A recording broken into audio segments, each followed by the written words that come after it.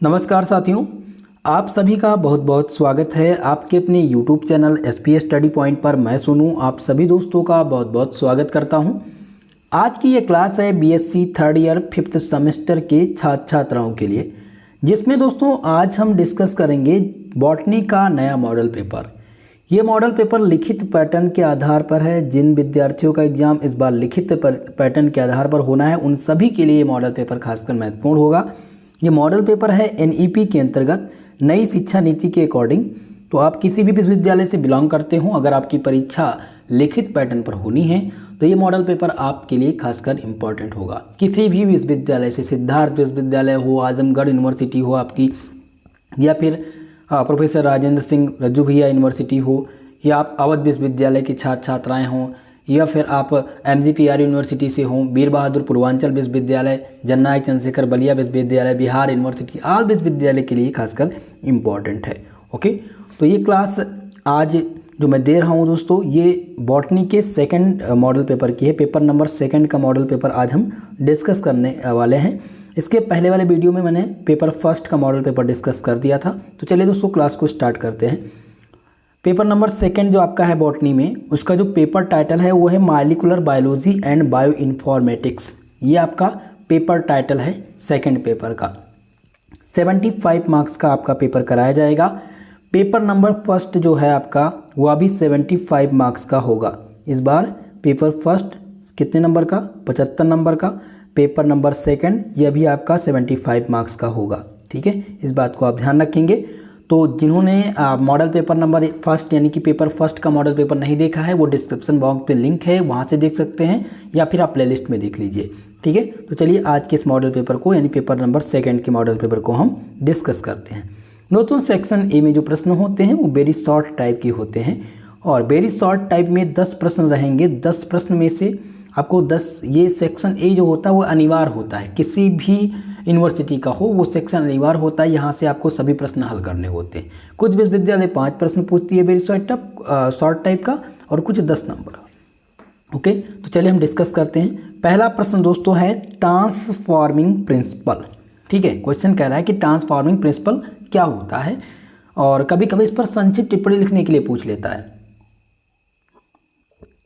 ठीक है, तो इस बात को आप ध्यान रखेंगे। ट्रांसफॉर्मिंग प्रिंसिपल, इसमें आपको ट्रांसफॉर्मिंग प्रिंसिपल में शॉर्ट नोट तो आपको लिखना है, लेकिन वेरी शॉर्ट टाइप के लिहाजे से आप इसको तैयार कर लेंगे। कुल मिलाकर के मैं सबसे पहले बता दूं 8 यूनिट आपकी हैं। पहला जो यूनिट है वो जेनेटिक मटेरियल है, दूसरा है transcription, regulation and gene expression, तीसरा यूनिट जो आपका है उसमें principle technique and genetic engineering का टॉपिक आपका रहेगा, जिसमें आपको DNA फिंगरप्रिंट्स और DNA सीक्वेंसिंग के बारे में डिस्कस करेंगे आप, PCR से रिलेटेड। ठीक है, जो आपका चौथा यूनिट है उसमें एप्लीकेशन ऑफ जेनेटिक इंजीनियरिंग, 5वां यूनिट का नाम है bio informatics and its application, 6वां यूनिट है दोस्तों बायोलॉजिकल डेटाबेस, और 7वां यूनिट है data generation and data retrieval, और 8वीं यूनिट है फाइलोजेनेटिक एनालिसिस। फाइलोजेनेटिक एनालिसिस में आपको सिमिलरिटी आइडेंटिफिकेशन एंड होमोलॉजी क्या होती है इसके बारे में यहाँ पर आपको चर्चा करनी है। ओके, तो ये 8 यूनिट है, और 8 यूनिट से संबंधित प्रश्न इस मॉडल पेपर में मैंने मेंशन किया है। दूसरा आपका जो प्रश्न तैयार करना है वो है what do you understand bye homology. Homology से आप क्या समझते हैं, ये क्वेश्चन तो आपसे पूछा जाएगा। ठीक है, तो ये दूसरा प्रश्न आपका बहुत ही इंपॉर्टेंट है, very very most important question. ठीक है, तीसरा प्रश्न है प्रोटीन सीक्वेंसिंग से। कभी कभी प्रोटीन सीक्वेंसिंग पूछता है, कभी कभी DNA सीक्वेंसिंग पूछ लेता है कि what are DNA sequencing. Okay, तो प्रोटीन सीक्वेंसिंग के टॉपिक को आप तैयार करके जाएंगे, ये आपके लिए इंपॉर्टेंट है और इस बार एग्जाम में ज़रूर पूछा जाएगा। ओके, चलिए दूसरा आपका प्रश्न है दोस्तों व्हाट इज डेटाबेस। डेटाबेस क्या होता है? ठीक है, अब डेटाबेस में DNA डेटाबेस भी पूछा जाता है। DNA डेटाबेस क्या होता है, प्रोटीन डेटाबेस क्या होता है, तो आप डेटाबेस तैयार करेंगे कि डेटाबेस होता क्या है। ठीक है, ये क्वेश्चन आपके लिए रामबाण प्रश्न है दोस्तों, बहुत ही महत्वपूर्ण है ये शॉर्ट सेक्शन का प्रश्न। 5वां प्रश्न आपका है what do you understand by system biology, यानी सिस्टम बायोलॉजी से आप क्या समझते हैं। सिस्टम बायोलॉजी से आप क्या समझते हैं, इस पर संक्षिप्त टिप्पणी लिखिए। यह भी पूछा जा सकता है write a short note on system biology, या what do you understand by system biology. Okay, तो ये प्रश्न क्या है बहुत महत्वपूर्ण है आपके लिए। अगला प्रश्न देखिए, नेक्स्ट आपका है क्वेश्चन नंबर 6, जिसमें पूछा गया दोस्तों फाइलोजेनेटिक ट्री। फाइलोजेनेटिक ट्री क्या होती है? ये आपके लास्ट यूनिट का प्रश्न है, फाइलोजेनेटिक ट्री। फाइलोजेनेटिक ट्री में फाइलोजेनेटिक एनालिसिस भी पूछा जाता है, पूछ लेता है क्वेश्चन कि व्हाट इज फाइलोजेनेटिक एनालिसिस।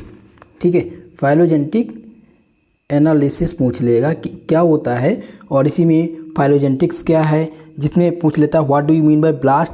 ये आपसे एक प्रश्न पूछेगा, ध्यान दीजिएगा। फाइलोजेनेटिक ट्री में मैंने ये प्रश्न आपको तैयार करना है, लेकिन एक इसमें से प्रश्न मैंने नहीं मेंशन किया है, वो है BLAST। ये प्रश्न क्या होते हैं पूछ लेगा, आपसे BLAST दे देगा, इसका फुल फॉर्म बताना रहेगा ये होता क्या है।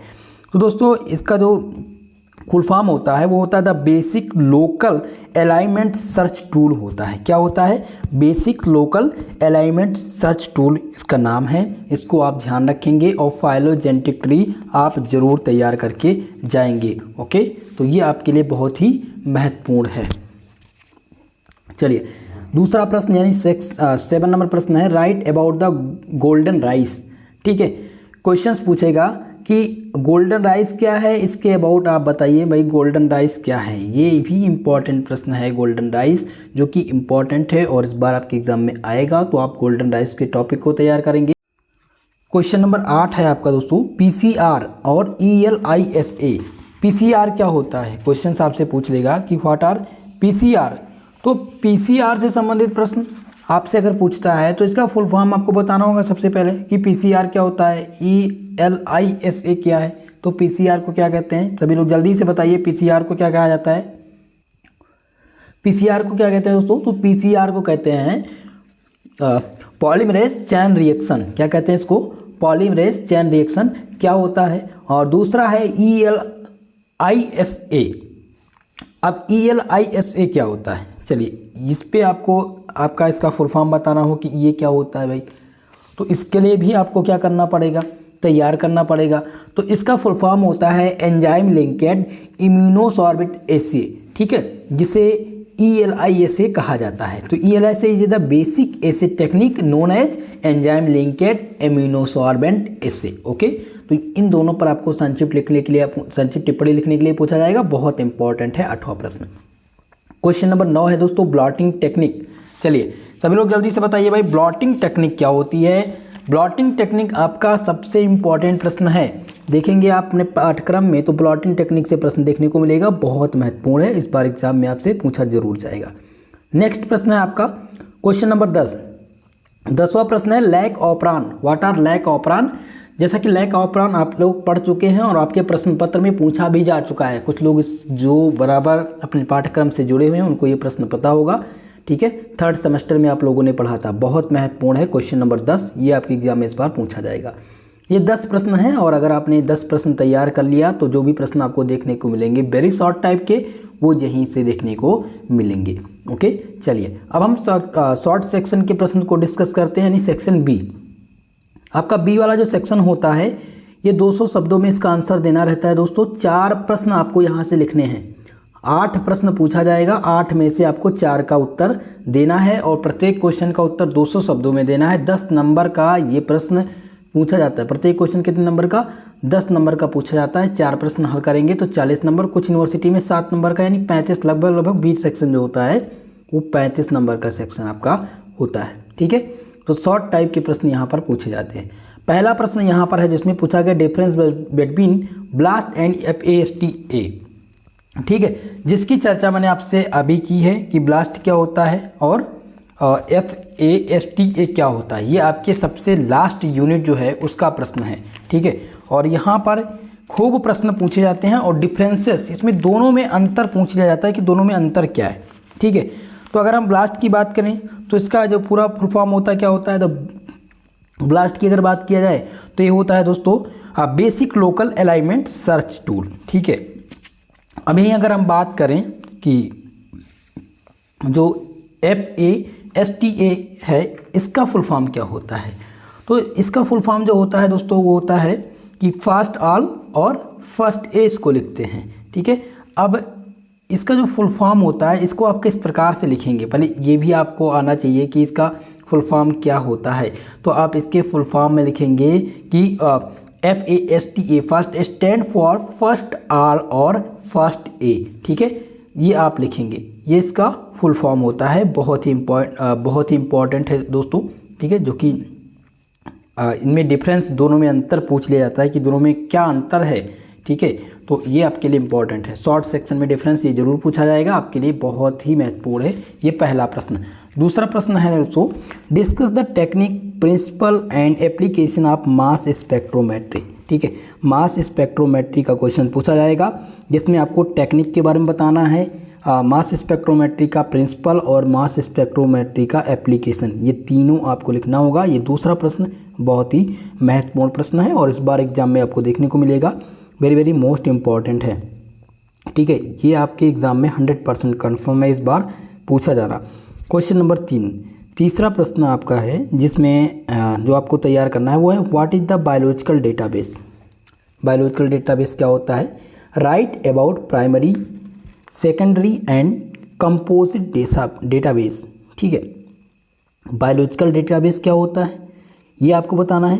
फिर बायोलॉजिकल डेटाबेस में प्राइमरी डेटाबेस क्या है, सेकेंडरी डेटाबेस क्या है और कंपोजिट डेटाबेस क्या है, ये तीनों के बारे में यहाँ पर वर्णन करना है। ये तीसरा प्रश्न भी आपका इम्पोर्टेंट है। हालांकि ये लॉन्ग टाइप में भी पूछे जाने की संभावना है इस प्रश्न को, तो आप तैयार अगर कर लेते हैं तो आपका 15 नंबर कन्फर्म हो जाएगा इस क्वेश्चन से। ठीक है, क्वेश्चन नंबर 4 है, जिसमें पूछा गया है what is the role of super computer in biology. Super computer का बायोलॉजी में क्या भूमिका है ये आपको बताना है। सुपर कंप्यूटर आपके लिए इम्पॉर्टेंट है और इस बार एग्ज़ाम में ज़रूर पूछा जाएगा। सो आप सुपर कंप्यूटर के टॉपिक को तैयार करके एग्ज़ाम में जाइएगा। दोस्तों, वीडियो को लाइक शेयर करते रहिए भाई। जो भी चैनल पर जुड़ चुके हैं, प्लीज़ आप सबसे रिक्वेस्ट है चैनल को सब्सक्राइब कर लीजिए और वीडियो को लाइक शेयर ज़रूर कीजिए। ओके, पांचवा प्रश्न आपको तैयार करना है write a short note on. संक्षिप्त टिप्पणी लिखनी है किस पर? पहला तो है बीटी कॉटन। बीटी कॉटन क्या होता है, इस पर आप संक्षिप्त टिप्पणी लिखिए। तीसरा जो आपका प्रश्न है वो है दोस्तों बायो रिकम्बिनेशन क्या होता है, इस पर आपको संक्षिप्त टिप्पणी लिखना है। और सी वाला सेक्शन है क्लोनिंग वेक्टर। जैसा कि क्लोनिंग वेक्टर आप 3rd सेमेस्टर में तैयार कर चुके हैं और ये पूछा गया था, आप सबको याद होगा 3rd सेमेस्टर जूलॉजी में ये क्वेश्चन था और ये पूछा गया था। डीएनए फिंगरप्रिंट का क्वेश्चन आता था, डीएनए सीक्वेंसिंग क्या होता है ये क्वेश्चन था, क्लोनिंग वेक्टर क्या है। तो क्लोनिंग वेक्टर फिलहाल इंपॉर्टेंट है और यहाँ पर भी टॉपिक है तो ज़रूर पूछा जाएगा। ठीक है, बीटी कॉटन सबसे इंपॉर्टेंट आपका, बीटी कॉटन और क्लोनिंग वेक्टर ये दोनों इस बार इंपॉर्टेंट है, पूछे जाएंगे। ठीक है, चलिए आगे बढ़ें। क्वेश्चन नंबर 6 है what do you understand by the transcription. Transcription और ट्रांसलेशन दो प्रक्रिया है। अनुलेखन जिसे कहते हैं, क्या कहते हैं? अनुलेखन की प्रक्रिया। तो अनुलेखन क्या होता है, अनुलेखन क्या होता है, इस पर आप संक्षिप्त टिप्पणी लिखिए। अनुलेखन प्रक्रिया से आप क्या समझते हैं? Explain the process of transcription in eukaryotes. Eukaryotes में ट्रांसक्रिप्शन की प्रक्रिया क्या है, इस पर संक्षिप्त टिप्पणी लिखिए। तो बहुत इंपॉर्टेंट है ये आपका प्रश्न। ठीक है, यहाँ पर है कि आप ट्रांसक्रिप्शन से क्या समझते हैं और यूकैरियोट्स में ट्रांसक्रिप्शन की प्रक्रिया का उल्लेख कीजिए। तो ये आपका इंपॉर्टेंट है। क्वेश्चन नंबर 7 है जो कि है give a brief account of double helical structure and Watson and Crick model of DNA.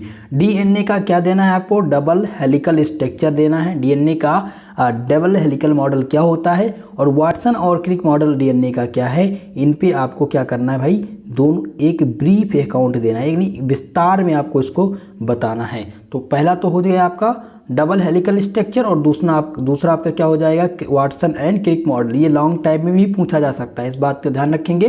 फिलहाल 1st सेमेस्टर में भी ये लॉन्ग टाइम में पूछा ही जाता है और यहाँ पर भी पूछा जाएगा, जो कि शॉर्ट और लॉन्ग टाइम में ही पूछा जाएगा। ठीक है, तो ये 7वां प्रश्न बहुत ही महत्वपूर्ण प्रश्न है। चलिए आगे बढ़ते हैं। क्वेश्चन नंबर 8वां प्रश्न है, जिसमें पूछा गया है व्हाट इज रिप्लिकन। रिप्लिकन क्या होता है? रिप्लिकन क्या होता है? Describe the replication of DNA E coil.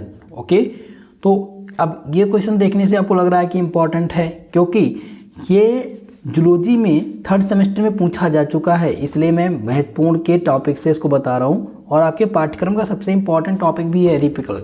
ठीक है, what is replicon? Describe the replication of DNA in equal.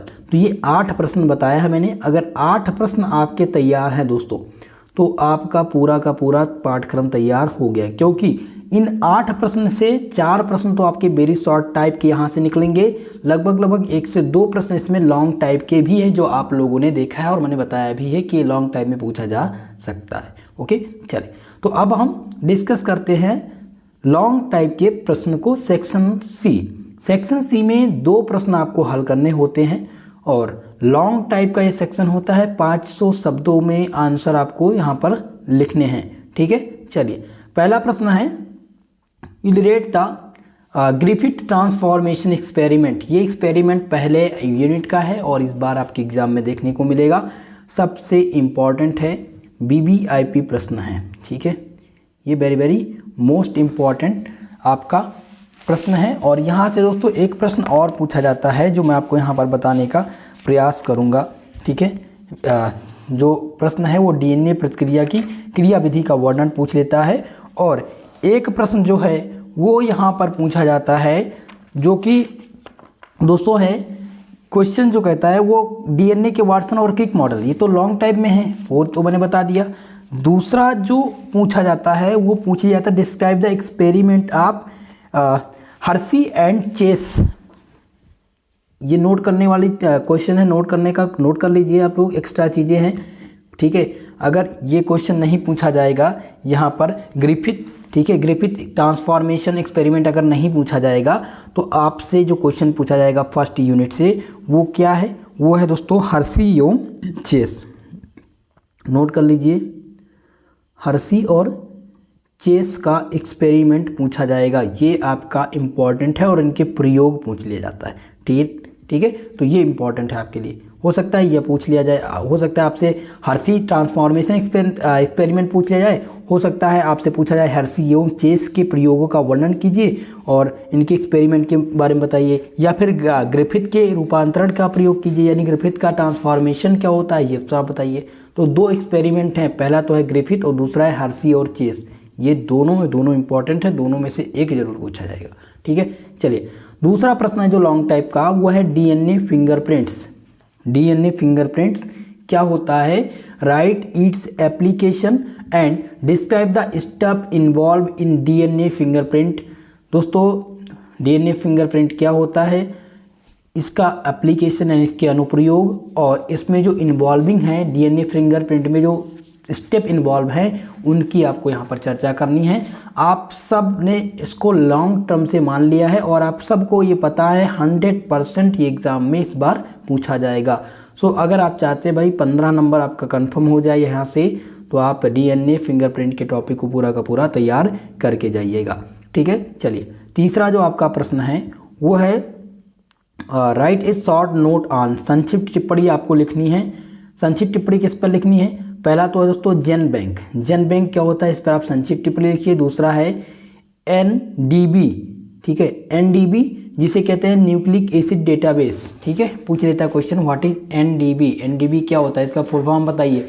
तो एनडीबी का जो फुल फॉर्म होता है एन से होता है न्यूक्लिक, डी से हो जाता है डेटाबेस। ठीक है, तो न्यूक्लिक एसिड डेटाबेस इसको कहते हैं, बहुत ही इंपॉर्टेंट ये आपका है। तीसरा है आपको जो तैयार करना है वो क्या तैयार करना है, न्यूक्लिक एसिड डेटाबेस पर संक्षिप्त टिप्पणी आपको लिखनी है, सबसे इंपॉर्टेंट है। सी वाला सेक्शन आपका है, सी वाला जो क्वेश्चन है वो है genomic sequencing. What are genomic sequencing, या write a short note on genome sequencing. ठीक है, तो ये दोनों इंपॉर्टेंट हैं, जीनोम सीक्वेंसिंग आप तैयार कर लेंगे। और डी वाला आपका प्रश्न है मॉलिक्यूलर फाइलोजेंसी। मॉलिक्यूलर फाइलोजेंसी क्या होती है, इस पर आपको संक्षिप्त टिप्पणी लिखनी है। तो ये 4 में से अगर ये 4 पर संक्षिप्त टिप्पणी आपने तैयार कर लिया तो दोस्तों यहाँ से 2 तो आपको एग्जाम में देखने को मिलेगा ही मिलेगा। क्वेश्चन नंबर 4 आपका है describe the programming language for bio informatics. ठीक है, यहाँ पर आपको प्रोग्रामिंग लैंग्वेज बताना है, किसके लिए, बायो इन्फॉर्मेटिक्स के लिए प्रोग्रामिंग लैंग्वेज क्या है इसकी विवेचना कीजिए। तो ये क्वेश्चन आपके लिए इंपॉर्टेंट हैं। लॉन्ग टाइप में 4 प्रश्न मैंने बताया है, अगर ये 4 प्रश्न आपके दोस्तों तैयार हो गए तो आप पे जो 2 प्रश्न का आंसर लिखना है वो यहीं से मिलेगा आपको देखने के लिए। ठीक है, फिलहाल ये सभी क्वेश्चंस जो मैंने मेंशन किया है ये आपके पूरे पाठ्यक्रम के सबसे वीवीआईपी प्रश्न हैं, जहां से एग्जामिनर क्वेश्चंस बनाते हैं आपके लिए। ठीक है, तो पूरा पाठ्यक्रम यानी पूरा मॉडल पेपर आज मैंने डिस्कस कर दिया है। सभी लोग दोस्तों वीडियो को लाइक शेयर कर दीजिएगा। इसका जो पहला मॉडल पेपर है, ठीक है, बॉटनी का, वो मैंने डिस्कस कर दिया है पेपर फर्स्ट का, तो वो आप वीडियो में देख लीजिएगा, प्लेलिस्ट में वीडियो मिल जाएगी। और सेकंड मॉडल पेपर मिल गया। अब आपको इंपॉर्टेंट क्वेश्चन की क्लास कल की क्लास में मैं आपको प्रोवाइड करा दूंगा, यूनिट बाय यूनिट भी बताने का प्रयास मेरा रहेगा। ठीक है, तो सभी लोग वीडियो को लाइक शेयर कर दीजिएगा। इसका PDF आप SPS स्टडी पॉइंट के टेलीग्राम चैनल से प्राप्त कर सकते हैं। ठीक है, आप सर्च करेंगे टेलीग्राम पर SPS स्टडी पॉइंट तो आपको चैनल मिल जाएगा जहां से आप इस PDF को प्राप्त कर सकते हैं, या फिर आप प्ले स्टोर पर जाइए जहां पर आप डाउनलोड कर लीजिए SPS स्टडी पॉइंट का एप्लीकेशन, वहां पर भी आपको PDF प्राप्त होता रहेगा। ठीक है, तो आज के लिए दोस्तों बस इतना ही, मिलते हैं किसी नेक्स्ट वीडियो में, तब तक के लिए जय हिंद जय भारत।